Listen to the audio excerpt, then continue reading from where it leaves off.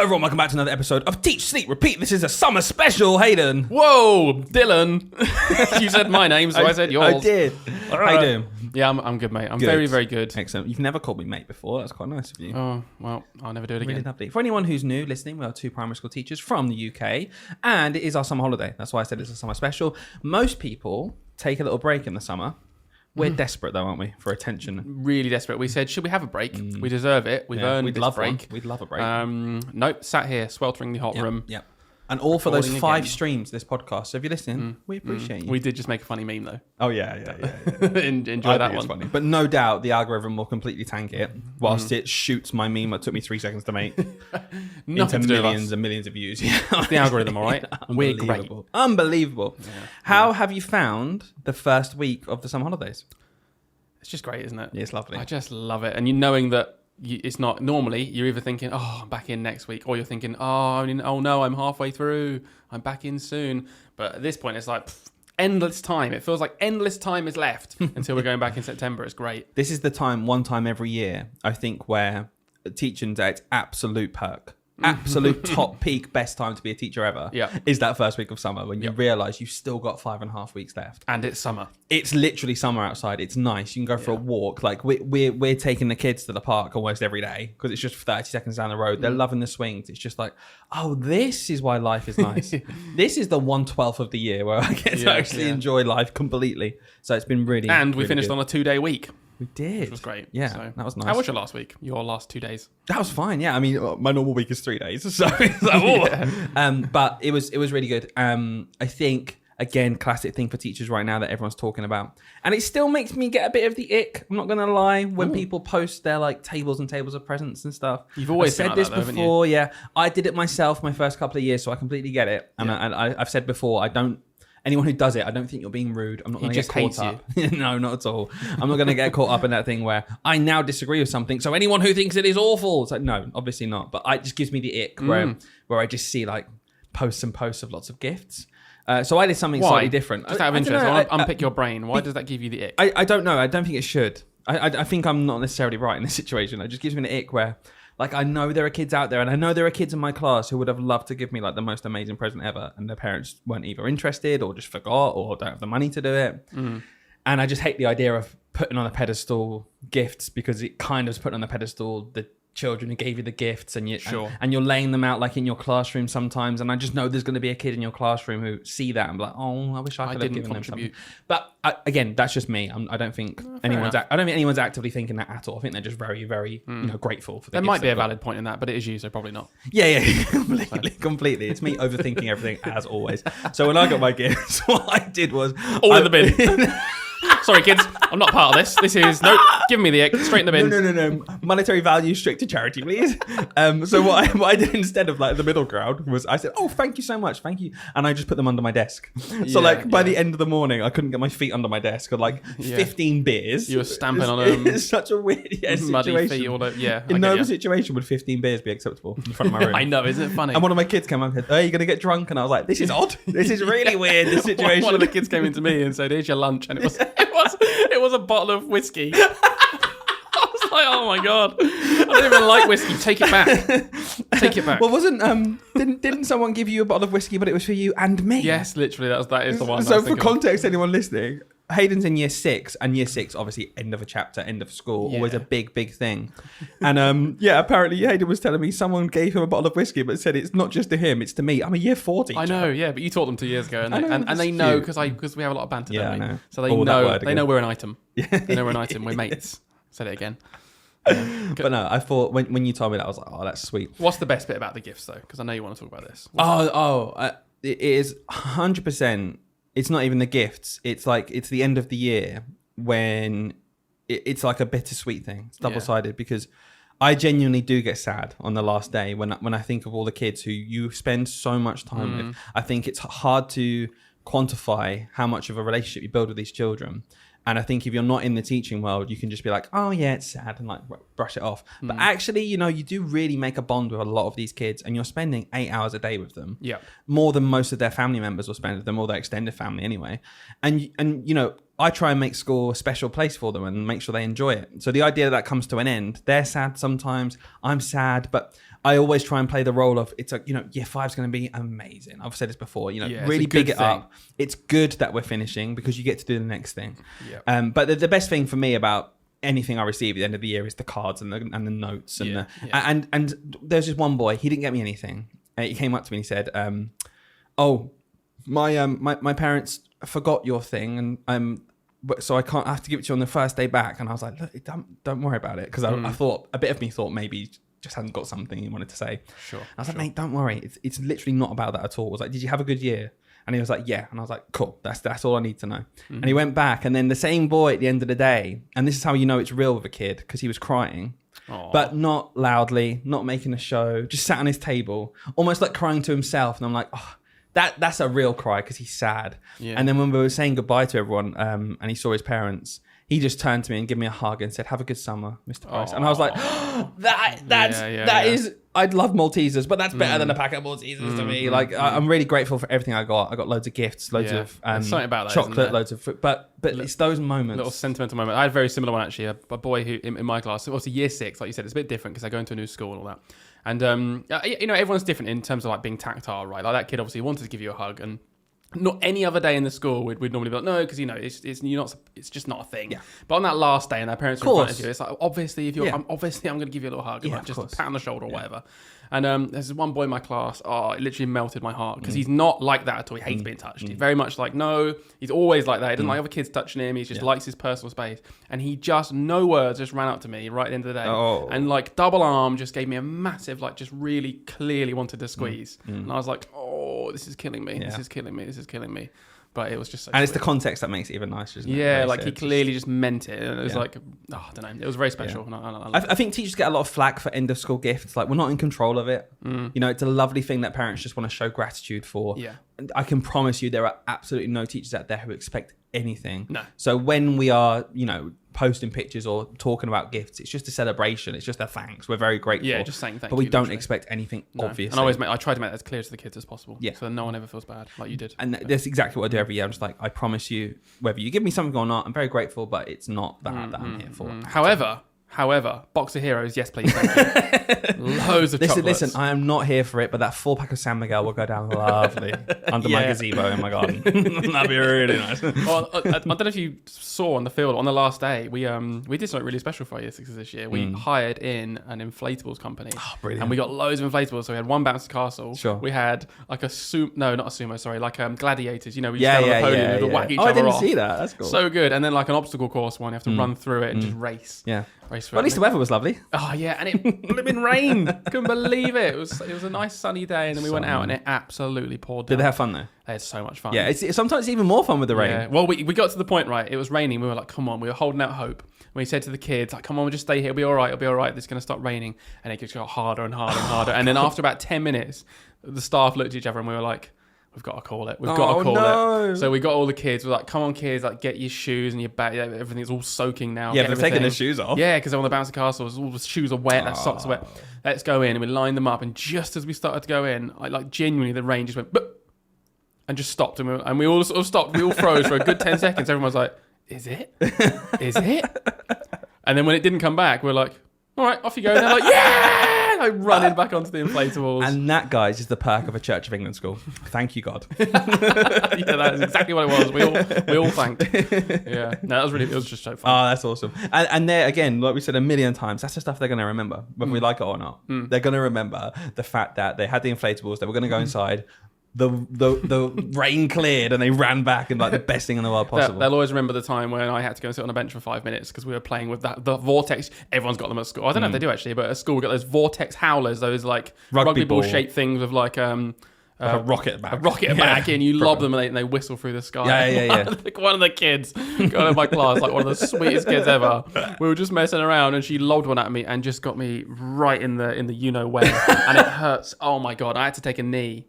And any blokes listening, you'll know this. I just had to. I was kids. Did you feel sick? I felt so sick, yeah, and it's I was immediate, in isn't it? pain, and I was like, oh, they were still like throwing them at me, and I'm on the floor like in so much pain on one knee, and I was like, oh, kids, oh, Mr. Stevens is gonna to have to go sit down for 5 minutes. And I walked off and I was like, wanted to cry because I was in so much pain. This little girl looking at me, smiling still, like, what did I do? Just hit you I on the just like, thigh. it just really, really, really hurt. It is mental how much it hurts. I don't think you can fully appreciate it. Oh. I saw somewhere, and I'm going to make a lot of enemies with what I'm about to say. Ooh. Someone say that the pain of that is like... I know what you're going to say, and I'm already like... Oh. It's very, very high, and Don't say it. is Don't say it. the very close Oh. to giving birth. Oh, all the female listeners, gone. Well, good job. Female listeners make up 85% of our listeners. Absolutely no. I'm just going to say on the record, by the not way, true. I don't believe it remotely. No, I know Like, you're- how on earth can a vortex rugby ball bristling past your Area.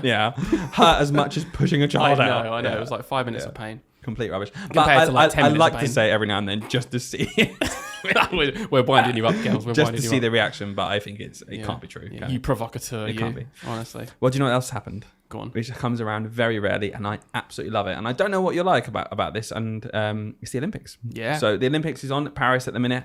I love it because 2 reasons. At any point in the day, if you're just in a lull, you can turn the TV on. There's some elite sport happening. Yeah. Unbelievable. And the second thing is how I immediately turn into an absolute expert in the sport. I could have never ever watched in my life. It could be like judo championships. I'm like, oh, she shouldn't have done that move. Oh, what's she thinking going for that? That's not very tactical. You become as annoying as me during the Euros in football. Yeah, exactly. I'm that guy who I sat there going, what do you mean is it offside? No. Yeah, Of course yeah, it's not yeah. offside. No, why is it a penalty? Oh my God, that's me now with canoe slalom.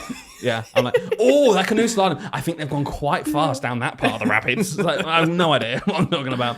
But brilliant. I absolutely love it. Do you watch it? Because you're I do casual like, with sport. I'm probably realistically just as casual with the Olympics as I am with like the World Cup and the Euros. Sure, okay. I really genuinely enjoy watching all of those things, but I wouldn't really like outside of the Olympics. I'm not trying to find people doing different heats in all of these sports. I'm not interested really. No. But Olympics, love it. We'll Yeah. watch it all the time. Yeah. Like I can't CBG. wait for the track. That's the elite one. I remember being younger watching Usain Bolt run. Yeah. And to me, that was the best thing that could ever happen in the world, period. When he, because he broke the world record, not at the Olympics, but I still watched it because I Yeah. think he broke the world record again. So he broke the world record at the Olympics in 2012, I think, Good facts. maybe. No But he idea. also broke it in like a year after or before. Yeah. And got like Yeah, 'cause he broke 9.58. his own record, didn't he? Yeah, and it was just like, that is Yeah, because he got the Unbelievable. what was it? 9.6 He something. got that he 9.6 something, and everyone was like, "That's insane." and then he got 9.58. yeah, and then he beat it with the knee. and it was just like, oh what the my hell? God, what is going I on? saw just out of interest with this. I saw a video the other day. It was really cool. It showed like the average human being and their average running speed. Yeah, right? yeah, Have yeah, you seen yeah, this? yeah, no, I've and seen it was something similar. and it was just an animation, and they put it next to Usain Bolt. Oh. So in the animation, they did loads of different perspectives. Sure. So the first one, you see the guy running and how long it takes. It's like 15 seconds is Sure. like the average time to run. 100 Which doesn't meters. sound much different to 9.5. Yeah, exactly. Does Yeah, it doesn't it's not- sound it's much more. But when different. you look at that, it was so funny. They did one from his perspective. So the animation character runs off, and Usain Bolt just goes into the distance, like just genuinely out of sight within like 4 seconds. And it's like unreal. that is crazy how Yeah. quick they are. Well, there is the school of thought always that comes up with the Olympics, and I'm a big advocate for this, is that what we should do is at every single event put a member of the public in. So whatever the event is, if it's 50 meter freestyle swimming or if it's the 4x100 meter relay, just have the whole final, and then in one lane it's just me, you, and two other teachers. Some sort of horse riding thing, just like watching someone get bucked off a horse within 3 seconds. Like, oh, not very good there. Because when I watched the swimming yesterday, and from first to eighth, it was like 1 second. It was Yeah, insane. yeah. It was like this really long thing, but there's such fine margins. Just the idea of like you can kind of forget how good that is, and then just like me, like just trying to get there. You're like, oh, you are really good. Just in the 9th lane. Like, it's just you seeing how far you can go underwater whilst holding your breath. Can you get to the other end of the... I'm just trying to do a handstand. Look, throw something in so I can go and get it. Throw it in so I can go and get it from the bottom. Someone throw my goggles. Oh. And the other side of that is someone else said you should also have someone who's just completely souped up on as many steroids as possible. just see what is the physical limits of a person. Yeah, just yeah. complete have the Soup Olympics or something. Okay, so listen, there's 2 people here. We can play those roles, can't we? Get juiced up, Aiden. Get juiced up. I think you're ready to start your testosterone. Something's going on. Do you reckon? Here's an interesting one then. Me in my current physical state, Right. pathetic, terrible, embarrassing, right? Embarrassing. Your words. Your Worst words. physical state I've ever been in my life, right? Right now, soup me up on steroids. Would I stand a chance? I get 1 week to train, tons of steroids. I'm totally there. I'm jacked.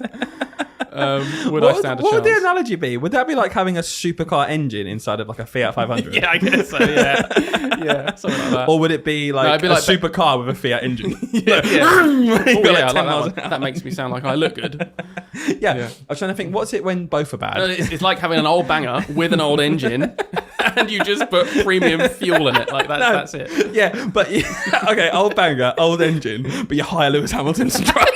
No, he's not driving. He's not driving. He's in the passenger. He's just guiding me. He's not driving it. Oh, Okay. what is wrong with us? I think it's time to move on. We'll go Let's into go our the teacher podcast. Yeah. Oh, extremely serious chat. Let's do it. Okay, so when we thought about what to do for this episode, because obviously we're in summer now, so I really want over this summer to do useful episodes for people to pick up. Maybe they're starting teaching, or they just want that boost of just like, oh, okay, someone else, like I'm just worried that someone else is better than me, or I want to improve, or these generic things that go wrong potentially with teaching, Yeah. and how we as experienced teachers can maybe just give some advice. So Can enlighten you with our knowledge and wisdom. exactly that. So we thought what we did today is it's 5 mistakes that every teacher makes. Yeah. So Hayden and I put our head together beforehand because it's such a common thing where if we put ourselves, if we put ourselves back in our shoes of Yeah. early teachers, Yeah.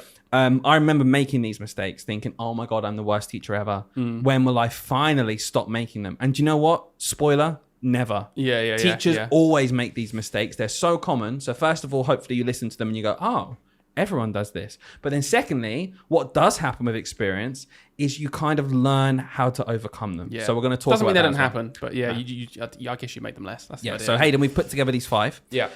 We've got some quickfire ones at the end that didn't quite make the cut. So stick around for those ones because they're both interesting and funny, I suppose. Yeah. But these are the main 5 ones I think that as a teacher you experience all of the time. We're going to dive into what mistakes we make as teachers do it. and then how we actually overcome them. So do you want to kick us off? Yeah, number one, it's quite a wide one really, but our first common mistake that teachers make is getting your lessons wrong. Quite a big mistake, isn't it? Yeah, getting your lesson. And what we really mean by that is a couple of things. So the first one I want to talk about is pitching the lesson wrong. Sure. It happens all the time, and I know as a newly qualified teacher, I thought I was terrible because. So what do you mean by pitching a lesson? What is pitching a lesson? So pitching a lesson is getting. So let's say the children are at this line of ability, their middle ability, and you've pitched it way too high, which means you've over expected like what they can do and what they can what they already know perhaps. Sure. And then you're just you're saying stuff to them and they're not getting it because maybe they're missing some of those foundational blocks that probably needed to be taught before, and you've kind of gone too far. Under pitching is just the exact opposite of that. You're teaching stuff they already know extremely well.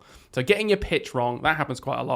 But we'll band together a couple of things in this one, because also another thing you can do to get your lessons really wrong, and we all do it, is over planning. I am the worst over planner in the world, and Hayden always tells me this because obviously we plan. Not only did we plan as partners when we were in school teaching together, but we also plan together now for our business outside of school. Yep. And Hayden knows I am the ultimate over planner, which is okay when you've mastered the ability to skip past things. Yeah. When you are teaching it yourself, maybe because actually I can just skip past this if they get this, or I can really focus on that, and knowing it doesn't matter to complete everything. Yeah. But early in your career, if you overplan, the danger is you think I've got to get through everything, and it becomes at the detriment of what the children learn because you're on slide 12 and is halfway through the lesson, but you've planned 37 slides and you're thinking, oh my goodness me, I've got to get through it all. And that can have a really detrimental effect because if you're worried more about what you've already planned before you're in front of the children than what the children in front of you are showing you, that's a mistake. And that's something that still happens to this day because you cannot accurately predict what a child will be like or a group of children will be like to a lesson. You can get better at it. And I think as we get more experience, we make this mistake less often. But this year, multiple times I've had to bin off a lesson and think, right, the children are telling me right now they need these fundamental blocks before we even try this. Or the children have finished this lesson in half an hour. And as an experienced teacher now, I need to think, okay, I need to think about how to stretch them or what's the next step. Sure.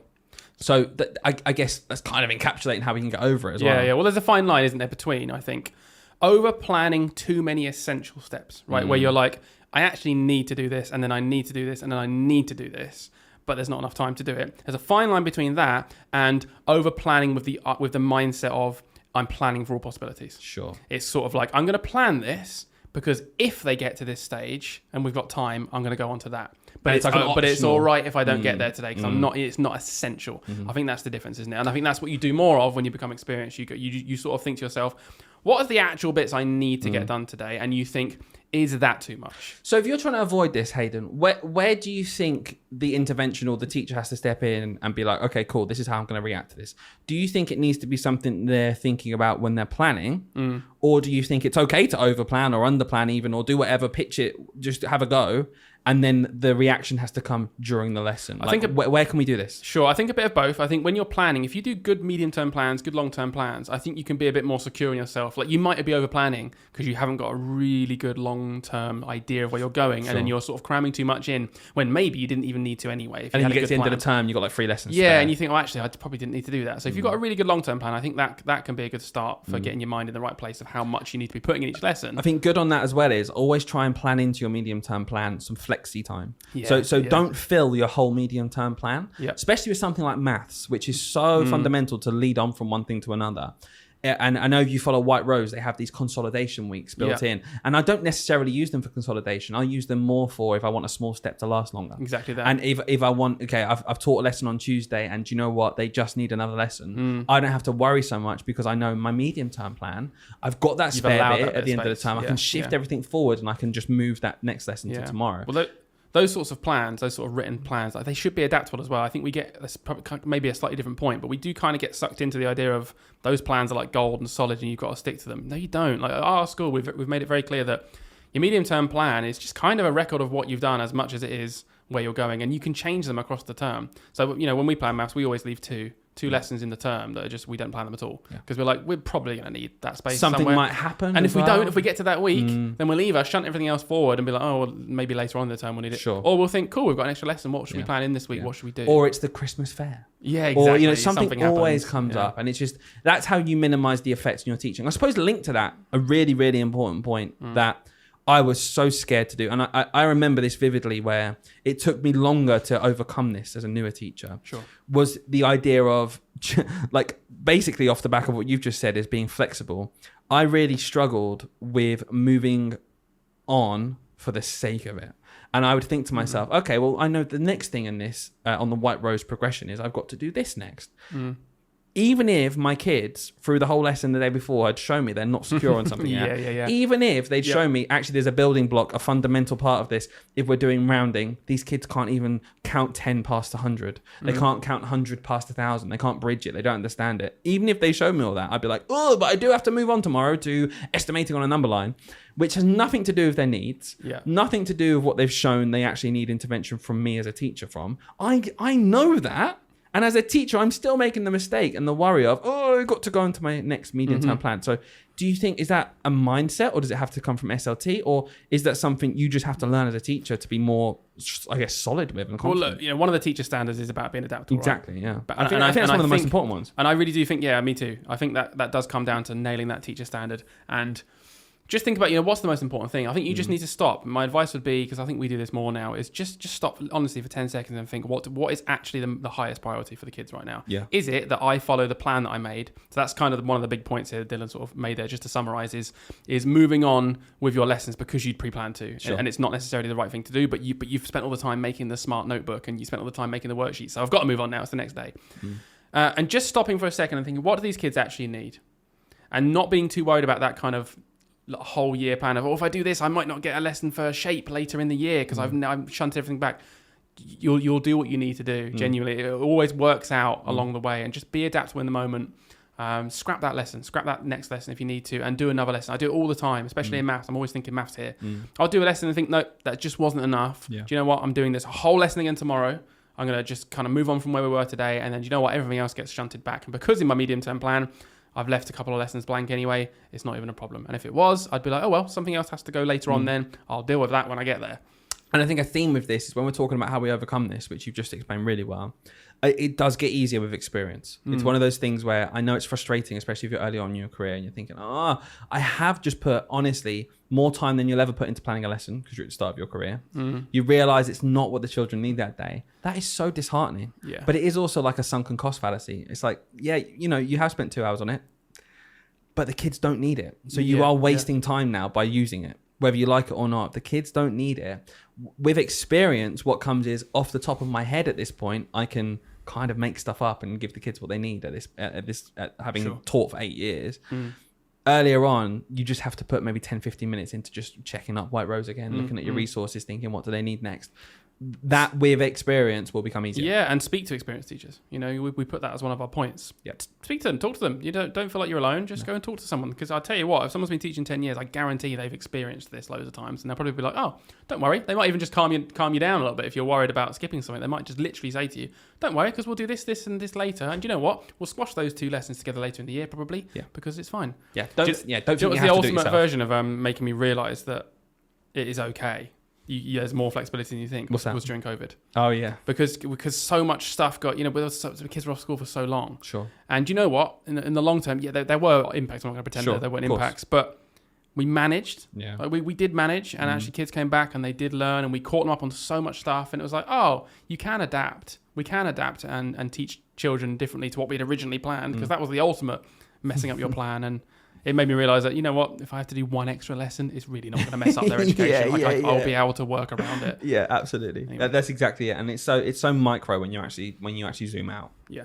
It's like, guys, it's fine. Mm-hmm. And again, with experience, you realize what's important and you do prioritize. Because honestly, if there are kids in your class who don't quite get how to read Roman numerals after a lesson, you're probably not going to change your MTP for that. Yeah. Whereas if after a lesson there are a bunch of kids who still don't understand exchanging with subtraction, you'll learn very quickly that is fundamental to their maths learning and their understanding of why that 10 ones becomes a 10 and things like that. When you realize they don't get that, that is when as a teacher you're like, no, we're doing this again Especially if your tomorrow. next lesson is Roman numerals. It's like, just don't do that one. Yeah, exactly. Do some Roman numerals in starters. It's like 2 reasons. One, in real life, it's kind of pointless and they can just learn it when they're older. Yeah. And 2, if you're thinking about the test, it's 1 mark in the test, maybe once ever in the last 5 years. It's been such a minimal Roman part numerals of is so the curriculum. Thanks, Gove.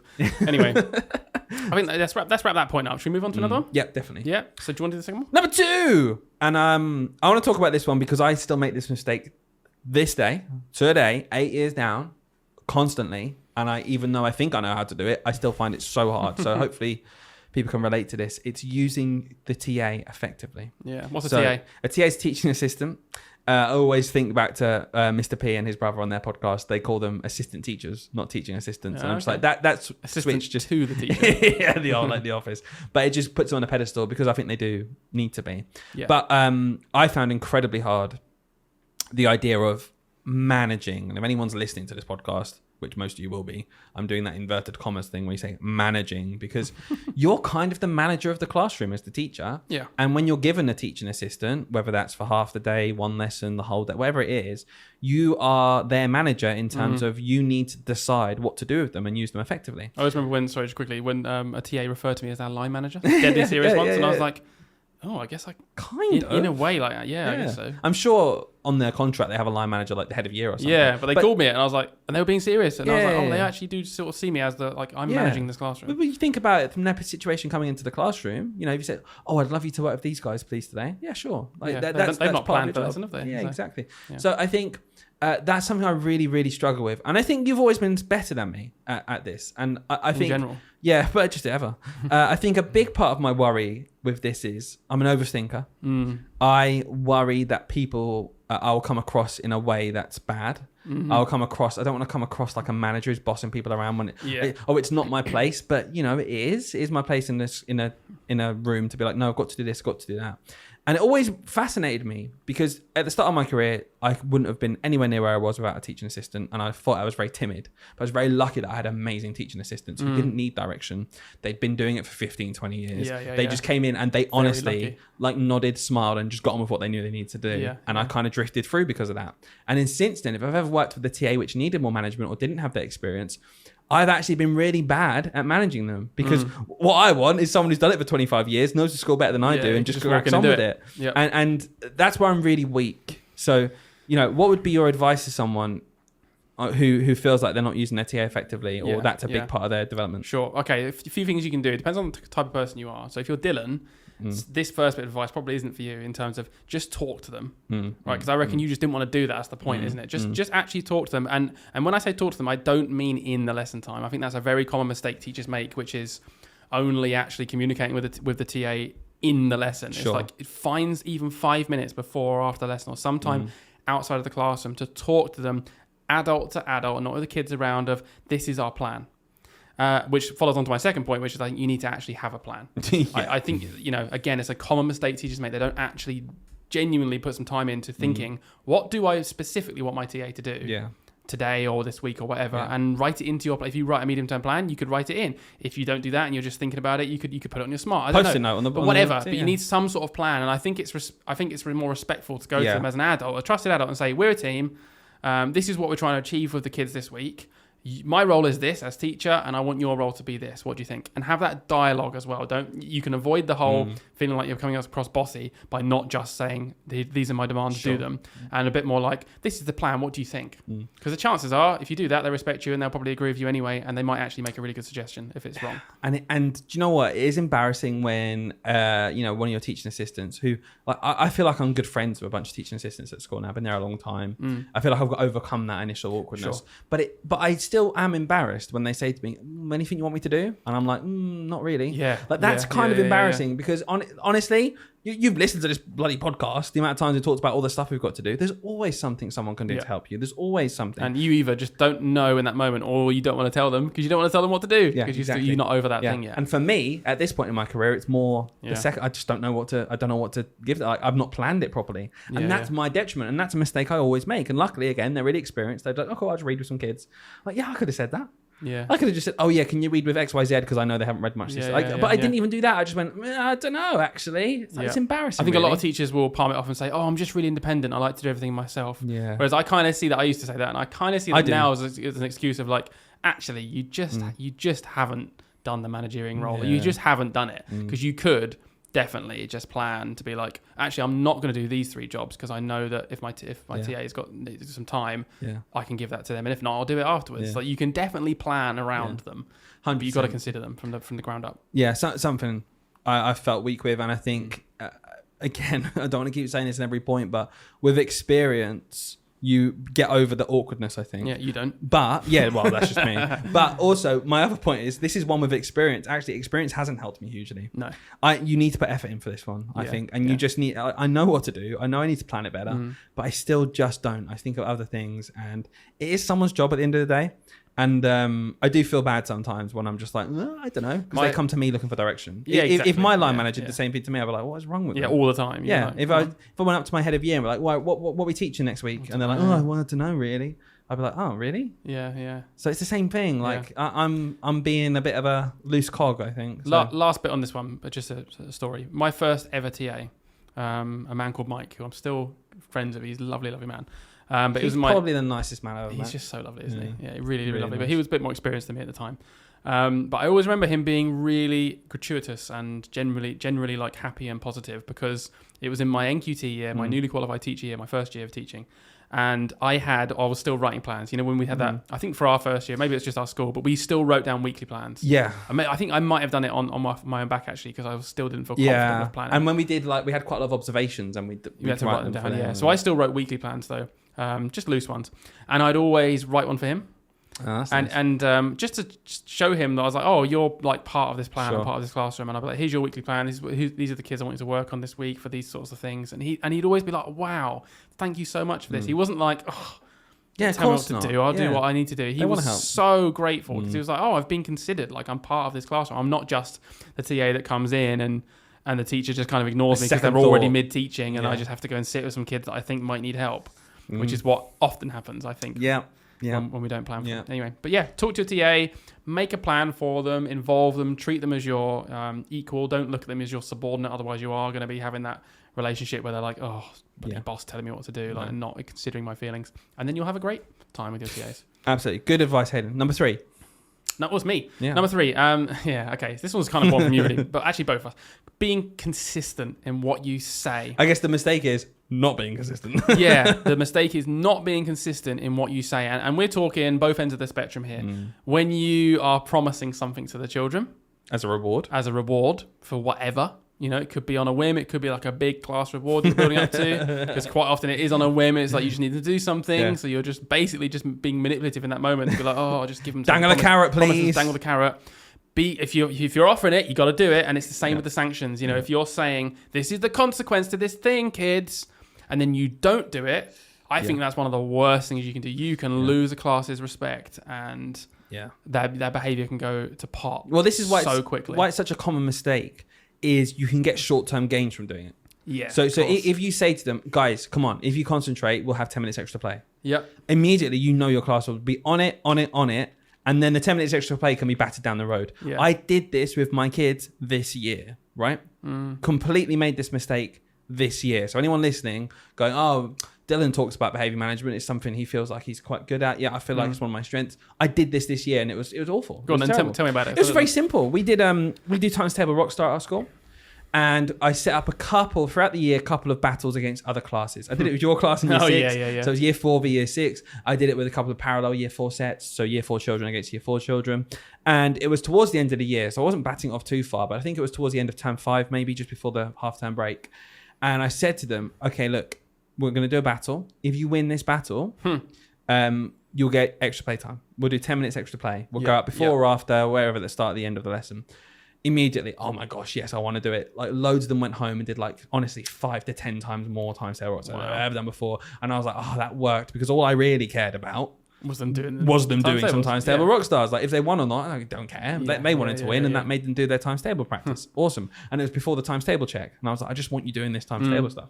And I was like, cool, oh, awesome, well done. And we won it, and I was like, brilliant. When we come back after half term, I'll get you some extra play. I didn't do the extra play until week 6 of term 6. Right. So and there was one boy, and honestly, you can kind of get away with this with 90% of your kids. Genuinely, they just forget. Like they do just forget because they had the half term. I didn't forget on purpose. I was genuinely wanting to do this 10 minutes extra play. And this lad, after like 2 weeks, said, "Don't we have extra play?" Like, couldn't even think about it for 2 weeks, and I'd not done anything. And I was like, "Yes, we do. We'll do that. I can't do it today because we've got so much planned. I overplanned, like I said earlier. Got so much planned. We got to get through this." And there never seemed to be a time, right? Genuinely never seemed to be a time, because then we had test week. Yeah. Then something else was happening. I'm only in 3 times a week as well. It doesn't take a lot to push it back. I should have done it earlier, and I should have just said, no, it's today, and something else gets missed. You earned it. Because my word. Exactly. You earned it. Yeah. And it took until week 6. I gave it to them. They loved it.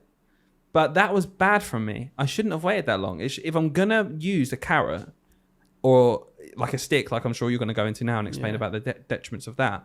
If you're going to use a carrot, follow through with it, because next time... Give them the carrot. Don't let it go mouldy before you give them the carrot. But if I'd said it to them again, extra break, that's gone now. Until I give them the extra break time, I can't say that again. Wait, didn't you say that last time? And do you know what? Next time, be less effective, because I was thinking... Mr. Price, it took him like a whole term to give us that, and he did it reluctantly, really. So that's not really effective. Yeah, and to them, even though it wasn't reluctantly to me, doesn't matter. To them, it feels like it was, because it took you 6 weeks. Because Mr. Price would rather have done one extra sheet in maths that lesson. They don't care about that. They wanted to get their extra play. Yeah. So I mean that's really, really, really, really big. It's like follow through with what you say. Don't say it otherwise. It does have an impact. Just a really quick story, because it's similar, but something happened to me this year as well in the last few weeks of this term. So there's a boy in my class, loves maths. He's really, really good at maths, and he's a lovely, lovely kid. And I promised him, genuinely, a term ago, in fact, before the SATs, so it was like 2 terms really, a term and a half, that after the SATs, me and him would sit down at lunchtime and watch some videos on calculus. On what? On calculus. Like he was next level desperate maths. to learn calculus. And I was like, well, I can't teach you it. I said, I don't even know loads of it myself. I was like, it's not in the year 6 curriculum. I was like, but we can watch some YouTube videos if you really want to. I was like, we'll do it in our lunchtime one day. And I just kept pushing it. Because I just kept not having time, or I'd forget like most of the time. And I could just see his little face. Just every week that goes by, he was like, oh, this is not going to happen, is it? And I didn't want to let him down. And we did it in the end. But again, same as you, it took way, way too long. And it was just a little thing as a reward. And I was just trying to show nothing to you either, is it? I think the big thing is, don't have something that relies on someone else that you want to have under your control. Don't, if you want to be able to control your time, you want to be able to control what you do.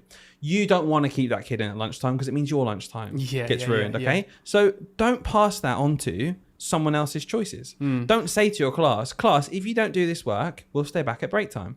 That is immediately now out of your control. So if you really don't want to do that, then simply don't do it. Don't just think, I'm a teacher, I've got to say I'll keep you in at break time. No, you don't. If you're not actually going to do it, find a different way, or suck it up and do it if they don't follow through. with what they're saying. Like, it's as simple as Golden that. rule is follow up on your word. Yeah.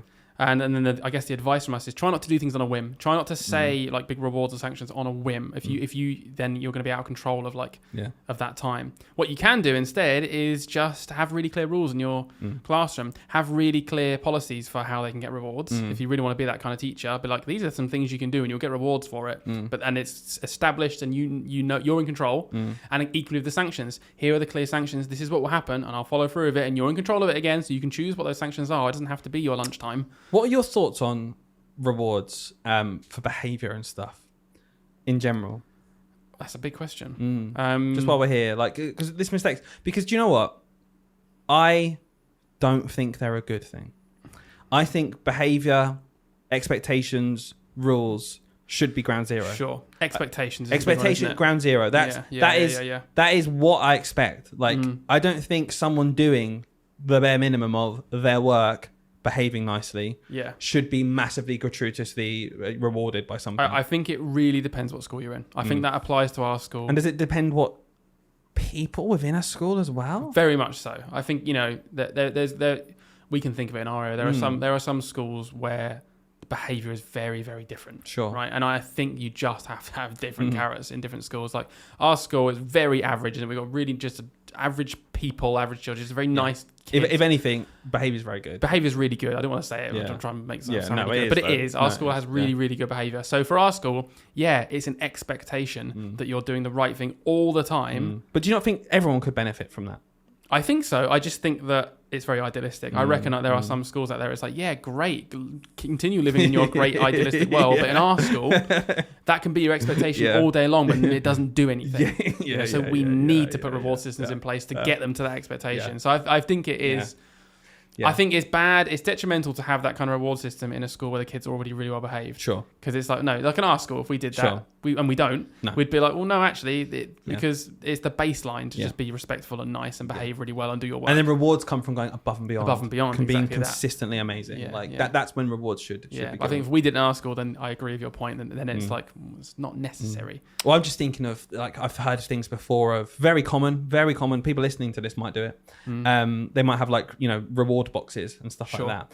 And sometimes I know there are some teachers who are less confident who use that because it's like they can go to it almost. And they're not even teachers. Maybe they're like assistants who don't teach, but they've been drafted in for a lesson and they know it's a way just to like hook them a hook on behaviour when they don't have that relationship with class. They can be like, 5 points and you can pick something out of the reward basket and stuff. I don't think that's too harmful, really. I think that's quite a nice thing. But then you hear of other things of like teachers, they know they're being observed.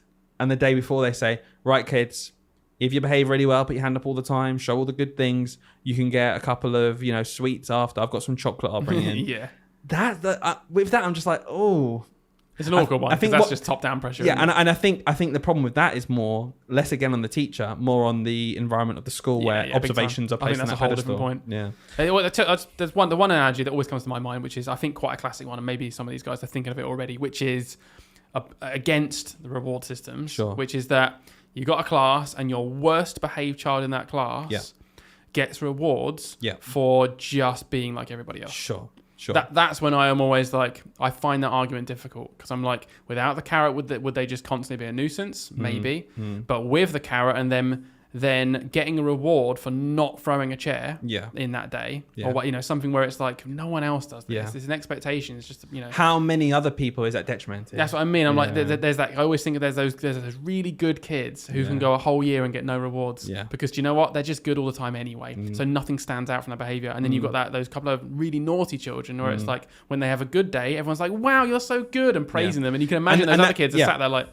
And that day wasn't even remotely close to what a normal day was. It's a tricky one because that comes down to like the class dynamic where isolated, if that child had a good day, they should be rewarded on a and told it's a good day level. So if that child has gone from being terrible behaviour to okay behaviour, that's fantastic for them. Because it's progress for them. It's progress for individual. Them. In the same way that if a child didn't really, really low in maths and then they suddenly understand how to add 10, oh, you wouldn't go to them, well, finally. Yeah, those other kids are going to do that all year. You'd be saying to them, oh my gosh, that's amazing. Well done. That's brilliant.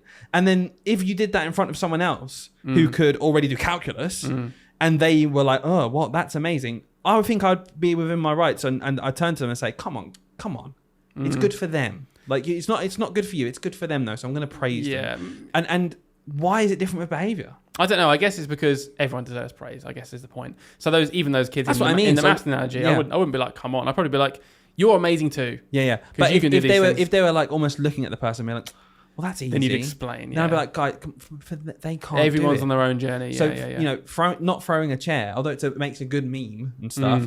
You know, it's the same kind of thing where it's like a kid's like, well, I don't throw a chair all the time. Like, listen, I know, And thank you for that. and that's brilliant, Yeah, and yeah. you're doing fantastically well. But this person was throwing chairs, and now they're not. So I'm going to tell them well done. Yeah. And yeah. it's hard when they're 7 or 8 to have that level discussion with them. But as adults, I do think we need to be rewarding children who make progress, whether it's comparatively less than other people. It's a tricky one. Yeah, no, it's true. It links really nicely actually to our next point. I Ooh, don't know if go you on want to then. move on to it, or Yeah, go. is it me or you? I don't know. No, you can crack on before. But our next point is actually not getting around to every child. Oh, so that And is it's such a common very, very mistake. linked because we're talking, I guess, about the difference between some children getting more attention right now, aren't we, than others for certain reasons. So what do you mean by that?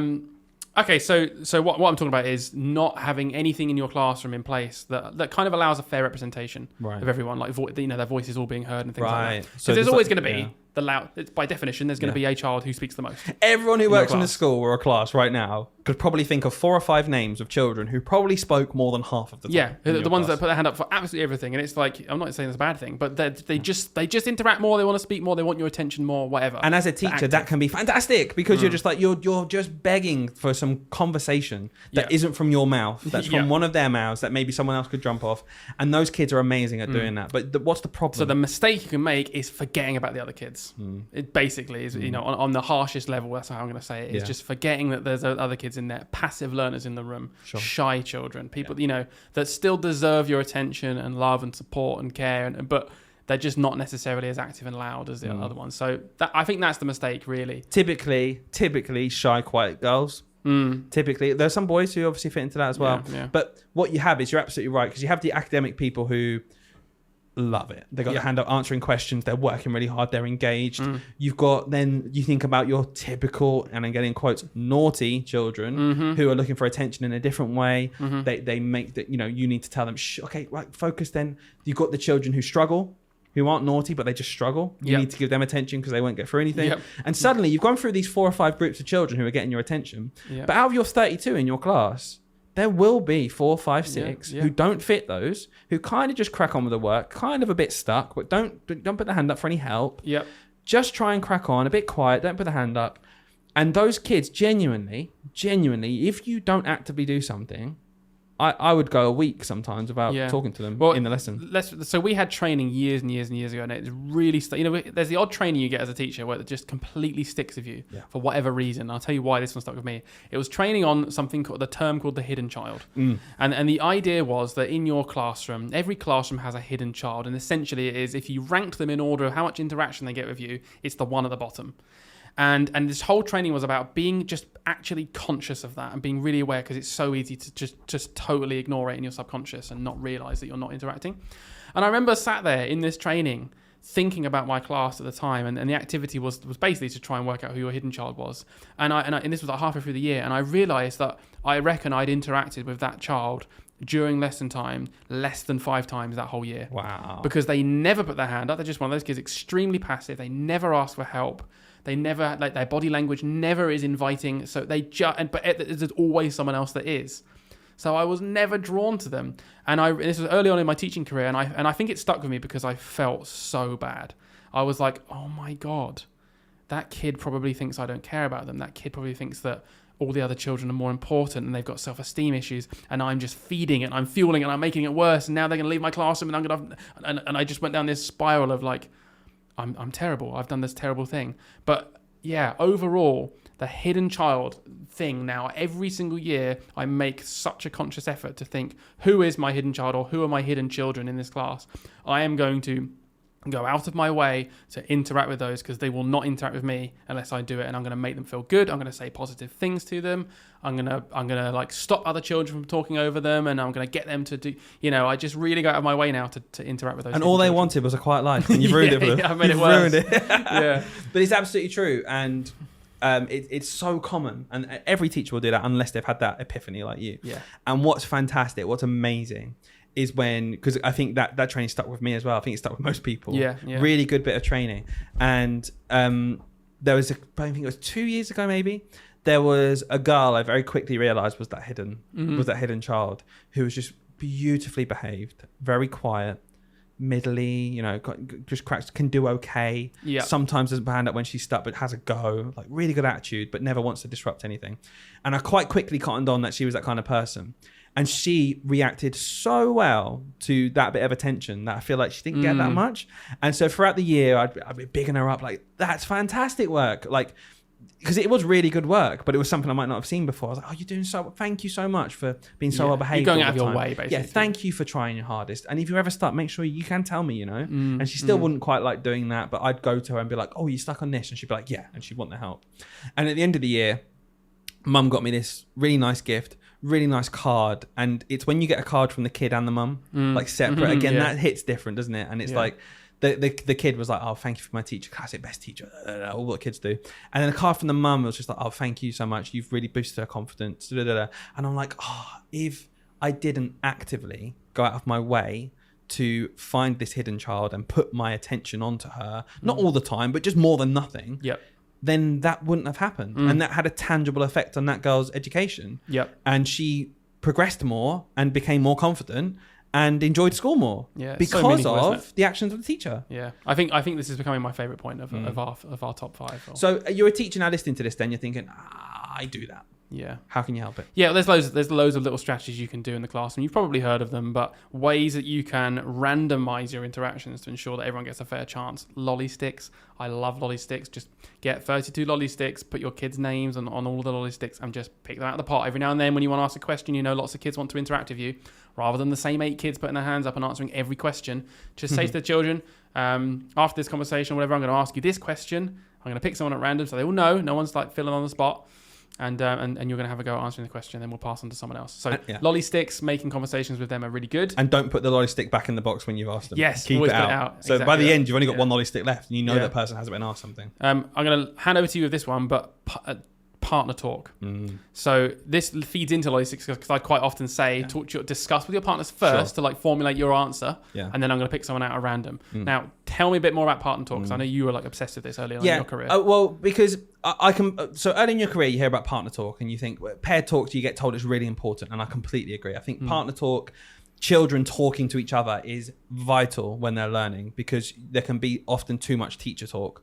And what you want is the children not just listening to you, but saying what you've said, explaining something to their partner. It's way more likely to stick them before they can do their individual work. So I see partner talk as a huge middle ground of establishing facts and children understanding something before they then go off and do something themselves. So there's like between me talking and them writing, partner talk is just key. So how do you do it? You just go talk to your partner and expect them to have these intellectual conversations? Exactly. This is the problem when it was early in your career because you completely agreed of how important it was. So I'd go to my class and I'd be like, right, class, perimeter is the distance around a shape, the total distance around a shape.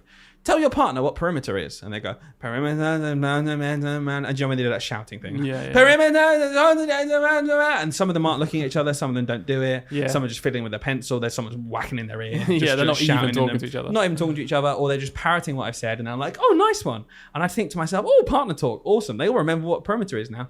No, they don't. What children need, and if we're going to get around to not see, making sure every child is not hidden, a big part of this can be with good partner talk. And basically, you have to teach them to be partners. It's like a pre-step here. You have to teach them to make eye contact with each other. You have to teach them to turn their body. When you say partner talk, turn their bodies to their partner and look at them. Like we're looking at each other now. And it's a two-way conversation. Otherwise, it's just one person talking at the other one. And it has to be a conversation back and forth. And the way you can force that, again, you can train your children to know who's partner A, partner B. Or if you don't like A and B or 1 and 2, you can do partner, red partner, blue partner. So it's more equitable and stuff like that. And you can say, okay, red partners, hand up. All the red partners, but hand up. I want you to explain to blue partner what perimeter is.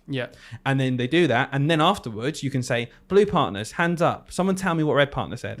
And you're teaching them then to listen. And there's a consequence for listening because I'm going to pick someone at random, one of my blue partners. And the idea of actually teaching children how to converse and talk If you don't do that, all you get is children shouting, not talking, half the mark listening.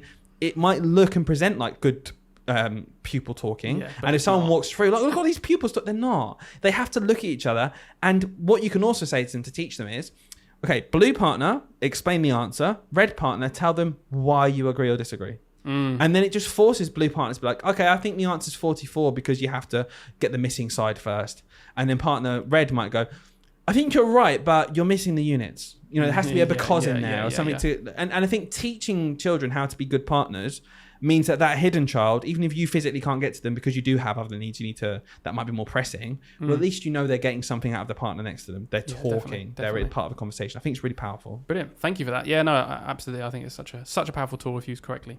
So back just to finish off this point then about how we can make voices around the room, you know, fair and heard. There's lots of little things, other things you can do as well. So you've got the lolly sticks, you've got the partner talk, random name generators, and also just creating systems. Firstly, identifying them. Like as a teacher, your responsibility is to identify those children. Maybe try and write down your 6. Like if you were to list them top to bottom of like who interacts the most, think of your bottom 6, and then think of a system you can use in your classroom. It could be literally anything where it just means that everyone gets a chance to talk about something. It could be in tables, it could be in partners, it could be a little game you play every day where everyone gets a chance to say something or talk or reflect on their week, like a show and tell thing, and everyone's on the list, it's fair. I don't know, it doesn't matter, but you can think of systems where your primary goal is everyone gets heard in this classroom. Absolutely. Brilliant. Let's go on to our last one, number 5, before we do our quick fire at the end. Sure. I want you to talk about this one because, again, I think this is something you've moved a lot on from someone watching your career. I think you've got a lot better at this. So very common mistake still. And you made it a lot. I think you'd be the first one to admit when you started off your career, and a lot of people do, is being a pushover to parents. Yeah. So that is a common mistake as a teacher. And how do you overcome that? Because it's such a common thing for a parent to be demanding or say they need something. And as a teacher, you think, oh, it's my job to accommodate everything.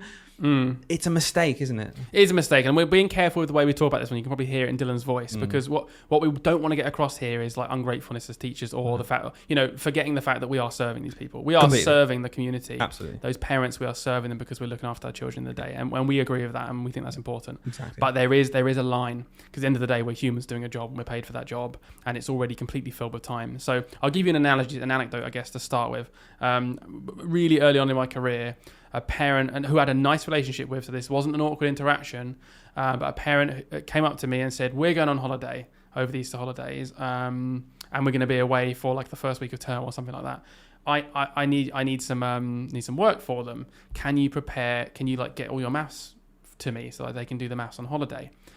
And obviously my gut reaction to that was, that's a lot of work. Like that's a lot of work for me to do. I haven't even planned those lessons yet. You know, that's I'll be doing that in thing, Easter holidays. It doesn't exist right now. It doesn't even exist yet. And I'd have to present it and print it and all this stuff. Like, this is not fun. But obviously, in that moment, and maybe you guys are like this as well, my highest concern is everyone has to like me, and especially the parents, because I couldn't deal with a parent not liking me and then maybe making a complaint or something like that. So of course I was like, yeah, of course. I didn't even allude that might be tricky to do, because I was like, oh no, I don't want to give them the idea that I don't want to. I was like, yeah, of course, yeah, I'll get that to you. Get that to you at the end of the week then.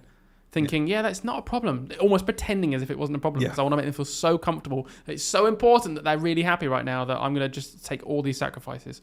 And really looking back, I absolutely shouldn't have done that. What should you have done then? Okay, so if it was me now, and because just very quickly for context, it is a lovely parent. Yeah. And they do just want, you know, they're asking for something that will help their kid. Yeah. And you're their maths teacher. So like, there's lots of things here. I can imagine some people listening, maybe who aren't teachers especially, are a bit like, that's reasonable, isn't it? I mean, if I'd ask a teacher. So, but I completely agree with what you're saying. You know, you hadn't prepared it yet. Yeah. So what would you say to a teacher then? What is the right thing to do that isn't just biting off more than you can chew? Okay, so I think if it's a parent you've got a nice relationship with, then trying to find a middle ground is really up to you. If they come up to me being rude, I'd probably be a bit more like, no, sorry, I don't have the time to do that. It's your prerogative to take your child out of school. Unfortunately, they'll just have to miss that week, and we'll do our best to catch them up in school. Sure. I'd have some formulated response like that was just basically saying no. But if a parent is being polite and genuinely just wants to have a nice relationship with me, I'd probably say to them, I don't think it's reasonable that I'll be able to get all of this done, because I plan my lessons. I'd just be honest for a start. I'd be planning my lessons in the Easter holidays ready for the next term, so I won't have this ready for you, and I'm pretty like packed up with my time in this last week. Yep. So I'm not going to be able to get that It's stuff not reasonable to you. request. But then I'd say to them, but let me go away and I'll see if I can find any existing resources that might be of use, and I'll see if I can get some printed by the end of the week for you, and you can just take a booklet home. And I'd find that middle ground where I'm like, I don't mind doing a 15-minute job for them. Sure. I really don't, because with that, they've been respectful, and actually I do care about the kid, and it is my job. But I'd make it clear that it's extra. It's not an expectation. Yeah. This is extra. And if they were then funny about it, I wouldn't do it. That's where I'm different now. If they were funny about it and they complained or whatever, something bad came of it, I'd be like, okay, fair enough. Well, unfortunately, I don't have the time to do this. We'll have to just catch up when we're back.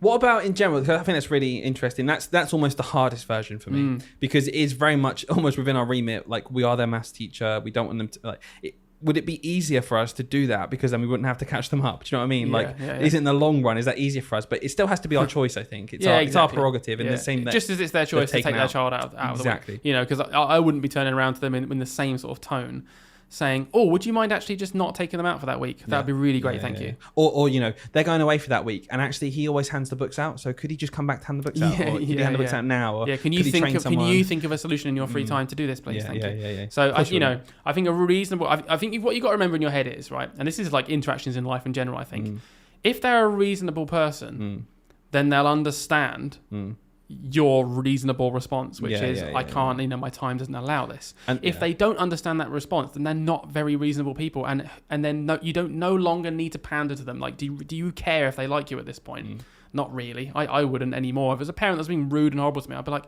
I don't like you anyway. You're not being nice to me. So I'm not going to go out of my way anyway to do this.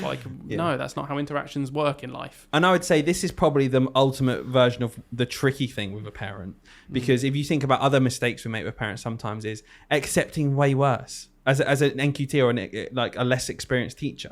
Or even now, actually, I've seen it with experienced teachers still just a bit, I don't want to say scared, but worried about how they'll come across. Yeah. And a parent is being downright rude to them, shouting at them, siding with their child when they weren't even in the room, kind of thing. Like, you did this to my child. Yeah. And I see teachers, kind of just be like, oh, I'm sorry. Like, backing down almost. No, it's like you're not even in the wrong. Yeah, I think that's a mistake again. And I think a lot of that comes from management, senior management, who you need to be sure have your back. Yeah. And then as a teacher, if someone's talking to you like awfully, genuinely awfully, I've seen before, you need to be able to, and it's hard because it's not nice being talked to like that. You need to be able to kind of stand up for yourself. Yeah. And be like, it's hard. Sorry, you're shouting at me right now. I'm happy to talk to you. But you need to book an appointment. But you're going to book an appointment now, and it's going to be with management. We're going to have someone there. Yeah. And doubling up is a big thing I'd say to people with parents. If you know you're dealing with a tricky parent, something our school, I think understands well, and I've worked with people who understand this, where end of the day, maybe you've got a parent who's tricky, there's always another teacher nearby. Just double up there, especially just for witnesses and anything like that. If you're having a tricky conversation and no one's with you, stop and just say, I'm happy to continue this if you calm down, and if we go somewhere else, we know there'll be another teacher. Or if there's a teacher next to you, that I've done it before where I've not got involved, but I've watched and I've seen. And then afterwards, I can be like, no, the parent was saying this and it was out of order, kind of thing. And I'm there as a witness and I know what's going on. No, it's a really tricky one. Like, even a few years ago, probably like 5 or 6 years ago now, ages ago, I had an interaction with a parent, and I was kind of in the middle ground at this point where I'm like, I'm a bit more confident, but I'm not as confident as I am now. And a simple thing, right, which I didn't think was going to be a problem. Their kid swore right at the end of the day, and it was they're only like 8 years old, so it's like not like I'm in secondary school and they're 16. That'd be a different conversation. And I just literally told the parent, it was a dad that came to pick the kid up, that their child swore at this other kid. I was like, and I was basically just saying, just for your information, this happened like 3 minutes ago. Something that you saw. Yeah. I heard it. So can you just sort of deal with it, basically, and have a chat with her? And which I thought was going to be nothing come of it, but like, oh, I'm sorry, of course, we'll have a chat. And got really, really defensive and genuinely started shouting in my face and saying, my kid would never swear, would you? And looked at her and was like, would you? And she didn't say anything. And it genuinely just got so aggy and ended up just storming off. Like, I was mid-sentence, like, yeah, well, actually, I heard it, and there's other girl, the one that he's swearing to. and he just went, "Oh, my kid would never do that," and then sort of swearing at me and walked off. Like a caricature. Genuinely, mid sentence, and my blood is boiling at this point, thinking, "Where is that line where I'm like, I'm trying to be professional?" He's calling you a barefaced liar. Yeah, though. but I also want to go up to you and turn you around and be like, tell you off. Yeah, And be like, no, this is what happened actually. Yeah. But I'm like, I can't because I'm a professional. And I look back and I'm like, I kind of wish I had the confidence to be like, no, actually, I'm going to deal with this. And after it, I just left it. Whereas really, I'd like to go back and be like, no, go to SLT right now, get your head teacher to ring that parent and bring them in for a meeting and actually have a talk about it and get them to say to them, talk to me like that again, and you're not allowed on the playground anymore. Yeah, completely. Do you know what I mean? Things like that where I'm like, no, there's got to be a sanction because I'm not being spoken to like that. Yeah, completely. Simple as that. Absolutely. But I wasn't that confident, and I still think I'd struggle with that now, but I think I'm more likely to do it. But that is how it should be dealt with. Yeah. Do you know what I mean? It should be completely. I think they're fantastic. 5 great tips there. Yeah. So hopefully that's helped you. We're going to have a really quick jingle. Then we're going to do our quick fire tips and Finish the app. finish it off. Yeah. Stick around. He's quite good. Okay, guys, if you've enjoyed this episode so far, make sure you follow us on all your podcast platforms. Guys, please leave us a review. We get a bump in reviews every now and then, and it looks so good. We love it. We're heading for 100 on Spotify. We want to get there, guys. Help us out. And any written reviews on Apple Podcasts really help us out. Follow us on Instagram at Teach, Sleep, Repeat Podcast. I post in there all the time. Especially if you want to see the meme We're we see a new recorded. meme. Yeah, if you're listening to this, I want you to go to that new meme right now. It's Am I original? Yeah. Okay, I want you to go. I'm not going to ruin it. Go to it right now and just like it or share it or leave it a comment because we'd love that. Say you've come from the podcast. That'd be really cool. Give us our first like. Yeah, 2 days after posting. But Aiden, we're going to finish off really quick fire. These didn't make the cut. We're going to be really quick. Let's do one each. You're going to start us off. And there's no like way around just it. Tips, mistakes teachers make. Mistakes teachers make. Everyone does this. Number 1 is forgetting to get the kids to write their name on loose work before you hand it in. Isn't that just the most infuriating thing? And always you hand them out and there's like 3. I'm like, leave them to the end. There's 3 left. And then you do like the hand up of shame. Yeah. Like, whose handwriting are these? The same 3 kids. Terrible. All the time. Just try and get a kid to like be the monitor of names. I'll tell you one thing I do with this one that works really well when I don't forget to do this as well is I always get the kids to peer check their names. That's exactly it. Because they're way more likely to be like, that person did it wrong than themselves. You say, check your partner's put a name on it. Check your That's partner's all put you a name say. on it before you collect them in. Yeah, nice little trick there. Number 2, not having spare exercise books ready. This is unreal because you've done all your starters and stuff. The kids are writing their date and Walt in their book. You're ready to deliver their most amazing maths lesson. Yeah, what do you want? Mr. Price, I need a new book. Right. I've got no space left. Now, what have you been doing? Or what did you do your margins yet? Mr. Price, I haven't got any space left. Yeah, No, there's no margins because I was writing on the back cover of the book. We've been doing our date for 2 minutes. I'm someone else now. You've just sorted this out. You've managed to go and find one book. All right, ready? Come back in. Right, guys, ready for our lesson. What? Mr. Price, yeah, I need a new book as well. I've just been. Anyway, that is kind of your fault as well, though, as a teacher, because just always have some spare books. Have more than one spare as well. Yeah. And especially when it's that time of year where most kids finish their books in the same cluster. So if one kid finishes their book, go and get like enough for everyone. Put it in your cupboard. Jobs are good. Yeah. Number 3, at least once a week this happens to me, so I'm really sorry to my office staff. In our school, when we take the register, we do it on an online portal, and I constantly forget to do it, and I get a phone call through the school system. But can you please do your register? And I'm like, I'm so sorry. I get the actual office staff coming to my room saying, Mr. Price, could you do your register, please? Yeah. And the kids now, it's happened so much that the kids go, they know I've forgotten. But the reason is because I leave it open because people file through in the morning. Same. So That's I leave it open. Don't save it. Maybe they'll come. Okay, maths time. Off you go, guys. And I just start teaching maths. Yeah. And it's my fault. I forget it. All right. Do you know what? I'm not going to change. Easy way around it. Get your kids in charge of it, not you. Just get them to be the monitors. Get a save monitor if you really need to. Do you know what I mean? Like your job is to tell me to save the register every day. Right. Number 4. Like this one absolutely cracks me up. Number 4 and 5 are kind of linked. Okay. So first one, awkward table arrangement, hard to move around class. Now, this is a mistake I constantly make. Because I have this really cool idea of how I want to arrange my tables in my classroom. Yeah. And it starts off with like one core idea. And I'm like, I'm going to have a horseshoe here. Yeah. That's going to be brilliant for all these kids. I'm going to have a horseshoe in the middle. And I can have a couple of things over there, a couple of things over there. There's always one table which makes absolutely no sense.